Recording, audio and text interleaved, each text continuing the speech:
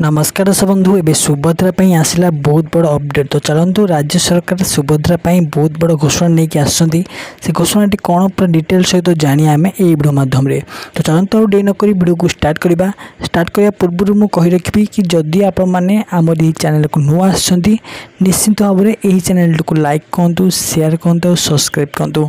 पाखर थे bell icon को all set कर रखु। तो आपण तो निश्चित भाव जानते कि एबे ओडिशा राज्य सरकार प्रत्येक महिला मानक सुभद्रा टंका दे सारी, किंतु तांको मध्यरु एबे किछि जण अछंती कि सुभद्रा टंका पाई नाहंती।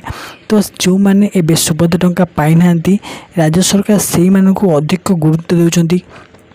जमीती प्रत्येक अंगनवाड़ी को ऑलरेडी कह सरी कि जो महिला माने गाँ गाँव में सुभद्रा टंका पाई नाहंती, पाइबार योग्य अछंती किंतु से माने पाई नाहंती, सेमानकर पूरा परीक्षा निरीक्षा करा जाऊ कौ रिजन से माने पाई पारु नाहंती, आ क्यों कारणवशतः से माने पाई पारु नाहंती, कि तांकर आधार कार्ड भूल अच्छी कि तांकर बैंक पासबुक रे मोबाइल नंबर अटैच नहीं, जे कोनोसी भी प्रॉब्लम होउछि से माने सॉल्व करंतु यथाशीघ्र किपरि से माने सुभद्रा टंका पाई परिबे।